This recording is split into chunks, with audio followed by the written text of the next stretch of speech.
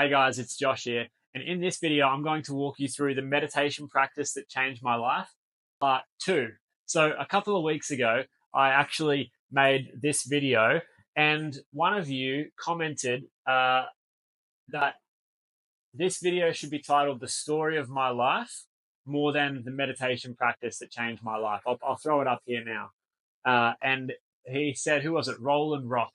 I was expecting to hear more about your meditation practice. So in this video, part two, I'm actually going to share a little bit more about the meditation practice itself and how I was practicing, right?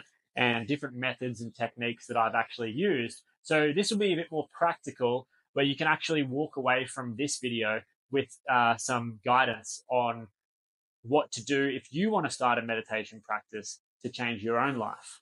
And so in the last video, I just walked through my journey over the last 15 years of meditating. I started when I was 17 because of my own kind of mental health concerns, a bit of anxiety, out of control mind, a lot of fear around my mind, a lot of worry around my own mind, myself, my life. And so that's kind of when I started. And so back when I was 17, right, I'm gonna have a similar format to the first video, but I'm just gonna change a few things around, right? So in the first video, I'll put it at the end of this video, and also I'll link it in the description below. In the first video, I went through, the story of my life basically, and how meditation had changed my life. But I'll actually talk to the specific ways I was meditating at each point of time in this video. So when I was 17, I started with a really simple practice of mindfulness meditation. So I read a blog post and it told me to just go and sit down and meditate for 10 minutes a day in silence. And it just told me to focus on my breath and to observe my thoughts. So in the very beginning, all I did was I just went to the beach. I lived quite close to the beach. So I went out into nature and I just started to practice meditation at the beach for 10 minutes a day. And that was it. I did it in the morning. I did it sitting up. So I would go to the beach, I'd sit up and I'd put my hands in my lap. I remember being awkward. I wasn't sure what to do with my hands. Sometimes I'd put them on my knees, face up, face down, sometimes in my lap. I was a bit awkward at the time. But I would just sit there for 10 minutes. I would close my eyes and I would just try to focus on my breath, right? I would focus on my breath, and if I lost focus, I would just try to return to my breath. And back then, when I did lose focus, I would get frustrated at myself, and it would be like this aggressive return to presence. So the idea is I was constantly wanting to return back to the present, right? That's essentially the idea of meditation, to become present, right? To become present. And if you get lost in your thought, to become present. That's the idea. But back then when I came back to presence, I would like really aggressively like pull myself back, and I would be like frustrated at myself, like, oh, you idiot, you couldn't stay present, like, and I would get angry at myself internally. Over the years, I've learned actually how to gently bring myself back to presence. So now if I lose focus, it's okay. Gently back to presence, gently back to presence, as opposed to what I used to do, which was like an aggressive, like, stay present, right? So that's what I did. I just focused on my breathing. It was just a breathing practice. And, one thing that I'll mention is over the years, and I'll talk to some of this stuff as we go through the video, but I've, stumbled upon a bunch of different meditation techniques. When I first started, I had no idea what I was doing. I thought I was just doing meditation. I thought that's just how you did it. And I wasn't even aware of any other styles of meditation. Now, in hindsight, I can say that the meditation that I started doing was just general mindfulness meditation. 10 minutes, focus on your breathing, and just stay present, right? Watch your thoughts. So I would watch my thoughts, and I learned to observe my thoughts without attaching to them. So I'd focus on my breath and I'd observe my breathing, and then that led me to like focusing on my thoughts and just being aware of my thoughts and just letting them go past without attaching to them. And I wasn't perfect, right? Like, it was hard. Again, like I said, I would get frustrated at myself.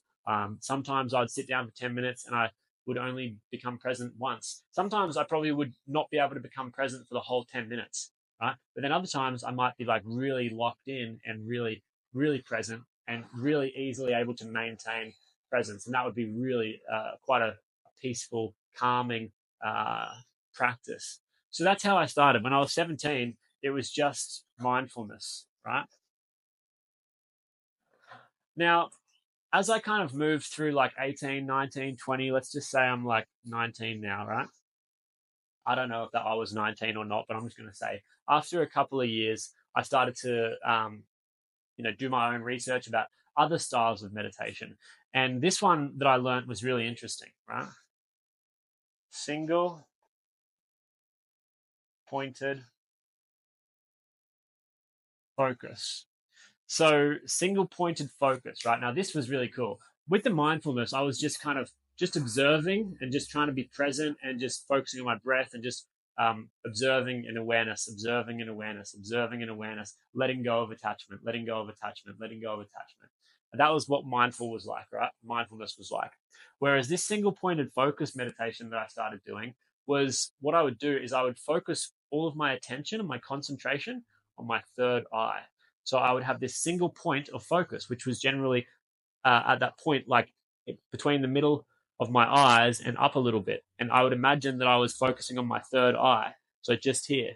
And I would sit and I would really become concentrated on that single point.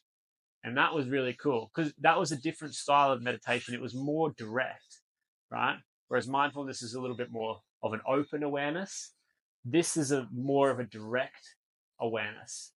And that was really interesting because I had these experiences where I would maintain a single point of focus. And it was like, if you've ever looked up at the sky at night and you've just tried to focus on one star, if you've ever done that, I'm sure I'm not the only person who's done that. You look at the sky and you try to focus on one star. If you haven't done it, give it a go. If you can stay focused on the one single star, all the other stars will just disappear out of your vision and it will go black, right? Let me know in the comments if you've experienced that.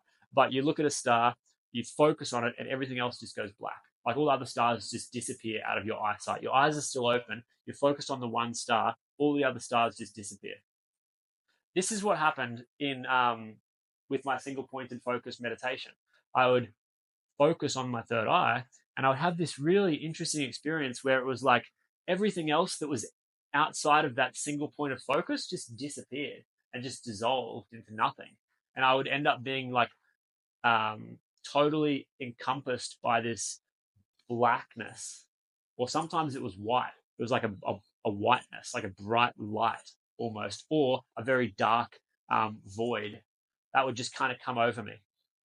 Really interesting stuff. And I would do my best to stay in there for as long as I could, because that was actually a very peaceful place to be. It was like, oh wow, this is really interesting.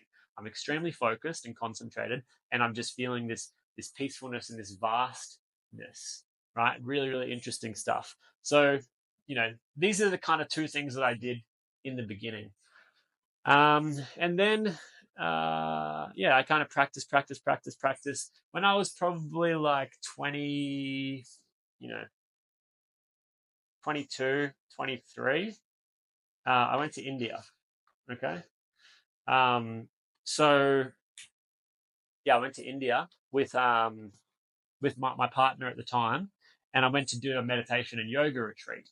And so when I was in India, this was like long, this is when I started doing long practice. So what I mean by that is literally just I was sitting there for a long time, like 1 hour plus. These ones was probably like 20, 10 to 20 mins. Okay. And then when I went to India, I started to do 1 hour plus, like really long meditations. And we would do we would do yoga, right? We would do chanting, that kind of stuff, right? I was also at that point I was eating like a vegetarian, right? I'm not a vegetarian now or anything like that, but I used to eat like that. I used to be like vegetarian, yoga, chanting, all that kind of stuff. And yeah, I had some really deep meditation experiences where I would feel ecstatic. I remember one specific practice when we did this long meditation. It might have even been for like 2 hours, including the yoga, the chanting, the meditation, maybe like 2 hours, maybe even longer. And I remember at the end of it, just feeling like ecstatic, like full of ecstasy and bliss and joy, and just like, whoa, like what was that? It was the coolest thing ever. So that was on a meditation retreat in Rishikesh. So I was in Rishikesh. And Rishikesh is, if you look it up, Rishikesh, Rishikesh in India. It's in the north, up near the Himalayas. They say it's like the birthplace of yoga. A lot of meditation and stuff up there. Really cool. It's on the it's at the foothill of the Himalayas, and it's the river. I think they call it the Ganga. Actually, the Ganges people call it, but I think they call it the Ganga. It kind of runs through Rishikesh, and yeah, that was really, really cool. So I'd recommend, if you want to do some like longer meditation and some deeper meditation, go over there and just get that experience, because it's really cool. Yes, that was good. This is when I probably really started to go deeper into my meditation practice as well. Now, I can't go through this without mentioning psilocybin, right? Psilocybin, right? I can't talk about which is essentially magic mushrooms. Okay, I can't talk about my spiritual practice of meditation without mentioning mushrooms, because this is when I was probably like 25. I had a really incredible spiritual activation. I wouldn't say it was an awakening. Maybe it was awakening, but I feel like I woke up earlier. But it was like almost maybe another awakening, almost like a second awakening. I call it an activation because it was like it really activated me. But I had this experience with magic mushrooms when I was very intentional, right? So I made a cup of tea, I made a tea, I lit a fire, I did some meditation beforehand, I did some journaling, and I set my intentions. And then I drank the tea, and I went on this kind of psilocybin journey, or this mushroom journey, this very psychedelic journey. And the reason why I relate it to my meditation is because I was so present going into it. So it wasn't like a party thing. It wasn't like a recreational thing. It was a very intentional thing. I was very present. And I actually, for lack of a better word, tripped balls, right? And I was I was tripping really hard. And I was very high, right?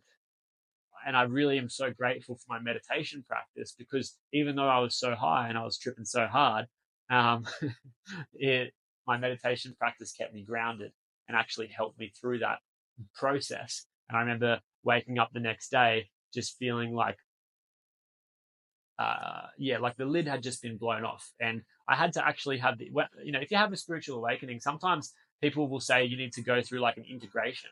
Like afterwards, if you have a spiritual awakening, there'll be a period of time where you need to actually integrate the lessons that you learned. And when I did this magic mushroom journey in the psilocybin, I had like a 3-month integration period. Also, this was when I shaved my head and became bald. Before this, I had hair. And then, after this, I shaved my head. So, when I was in India, like I had hair, and then after that, I did this, and then after that, no more hair. It was really like a letting go of an old identity and stepping into a new identity. It was really like an awakening, an activation. And actually, after that, right, I became a meditation teacher as well. Meditation teacher. When I was 26, I became a meditation teacher. So, I've been practicing for this is like 10 years, right? 10 years between here and here, right? So after 10 years of practice, after exploring a whole bunch of different things, I became a meditation teacher. And for the rest of this video, I'm going to just give you some tips on meditation that you can actually take away and use as a meditation teacher, right? Here's my little thing, my little teacher training certificate that I got in 2020. And after I became a meditation teacher, and since, I really, mainly I lean on this in my teaching, right? I kind of try to stick to this mindfulness. Sometimes I'll teach a little bit of this, and sometimes I'll throw in some different things. like, for example, body awareness, heart-centered meditations, visualization meditations. But yeah, a lot of mindfulness, single-pointed focus for concentration, those kinds of things. But here's what I would recommend if you're wanting to, start implementing a meditation practice that could change your life. First things first, you've just got to be consistent, right?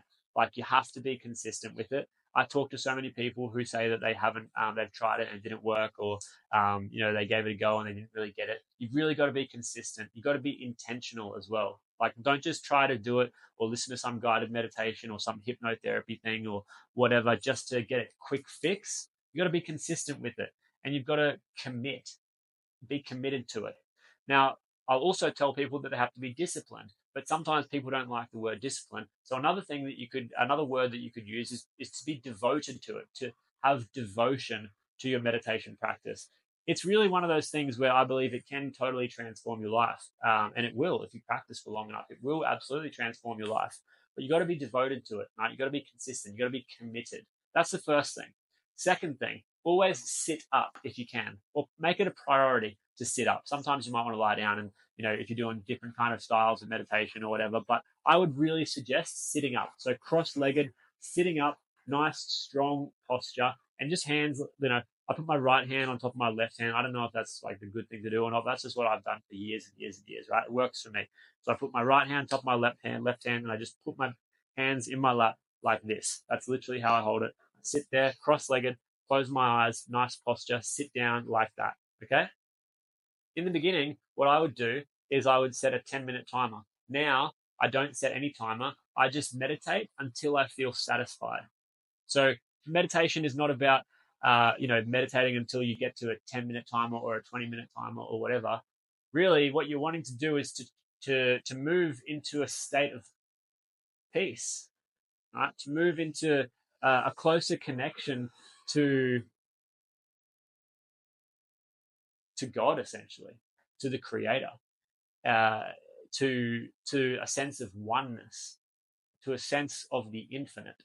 So I meditate now until I'm satisfied that I have gotten close enough to that feeling, right? Because that you'll know that you're there, not through the mind, but through how you feel, right? So meditation, again, not about just like ticking off a box and going, I did it for 10 minutes. It's about moving into a different state of being. It's about moving into a different feeling. So I meditate until I feel satisfied.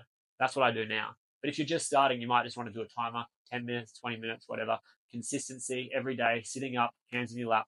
And then as for the meditation practice itself, when you're in there and when you're sitting and you're, sitting down, another thing, just quickly before we even get into that, everyone makes excuses. Oh, I got noise in the house. Like someone else is bothering me, my dog, my kids, right?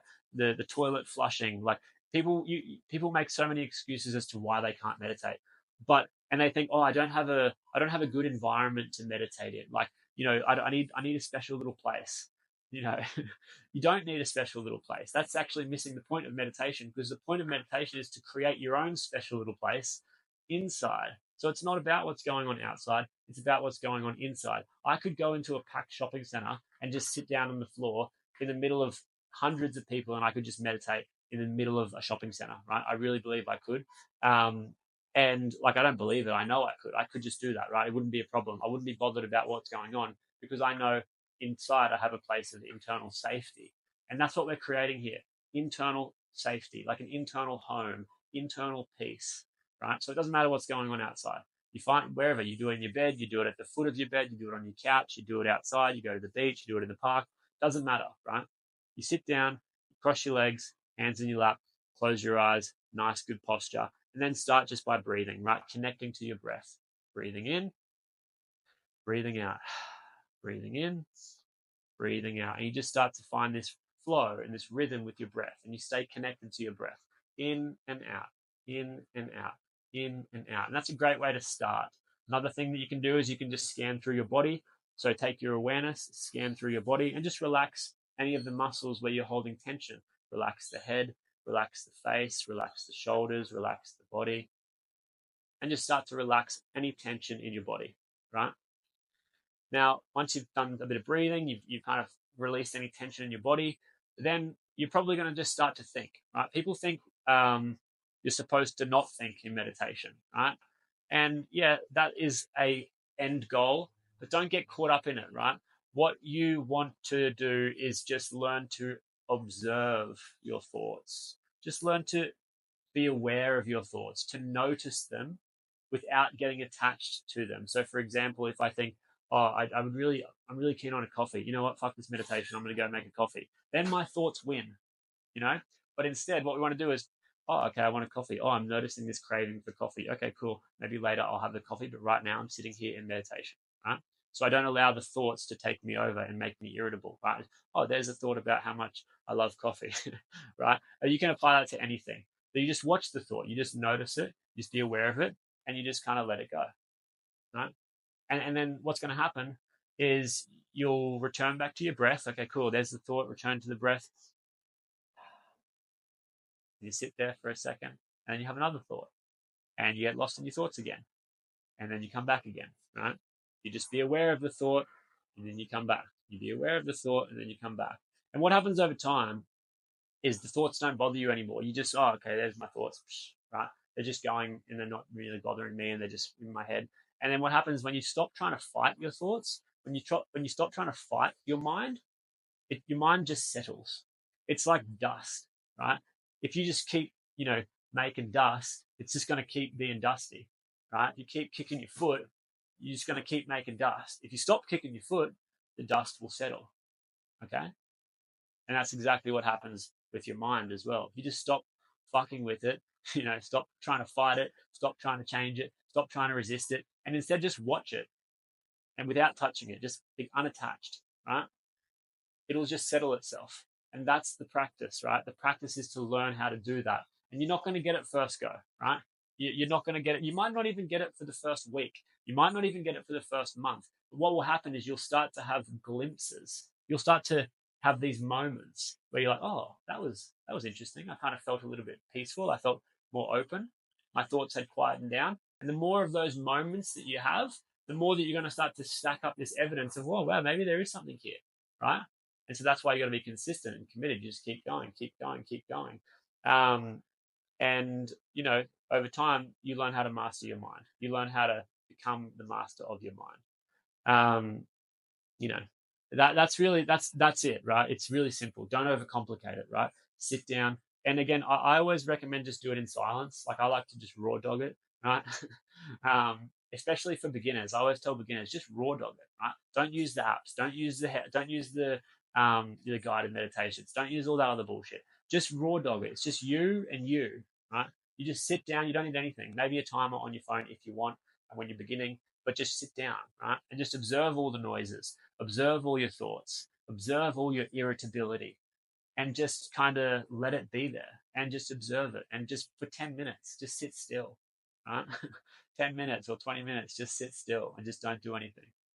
And you make a practice of that, you will notice what you're doing every single morning is you're entering into a state of peace and calm. And you're creating this foundation for the rest of your day where you're starting in peace and calm. That's going to become the default energy. Whereas right now you're probably super stressed, super anxious, super frustrated, and that's your default energy. And every day you wake up and you're just in that.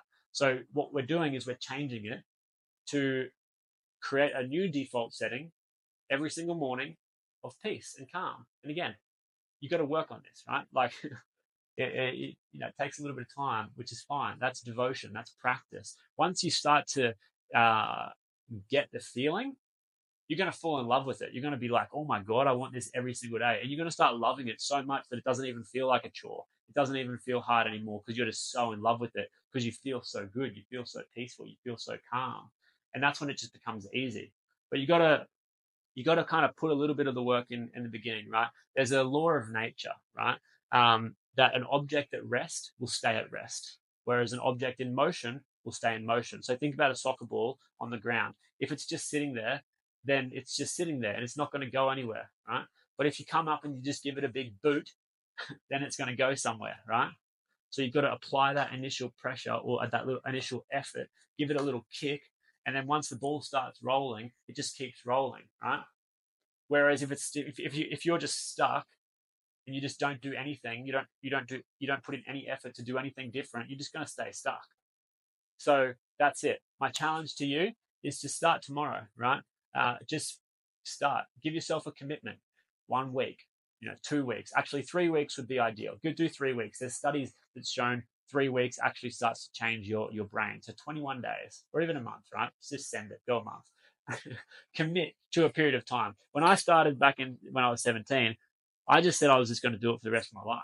I just said, this practice is going to help me get my mind under control. Cool. I will do anything to get my mind under control. So I'm just going to meditate forever. And I've just never stopped 15 years later, right? And it did change my life. So if you want to watch the other video where I talked about how it changed my life and a little bit more about my story and all the kind of things that have happened to me because of my meditation practice, I'll put it there. It's a bit more of a story. It's not really as much of a tactical or practical, video, but I'm sure it'll be interesting for some of you. So I'll put that here. If you want to go watch that, you can go watch that. Let me know in the comments. Are you going to do the challenge 2 weeks, 3 weeks, 4 weeks? Did you find this helpful? If there's any more questions, let me know. I can easily make another video on this. So thanks for watching, guys, and I'll see you soon. Bye.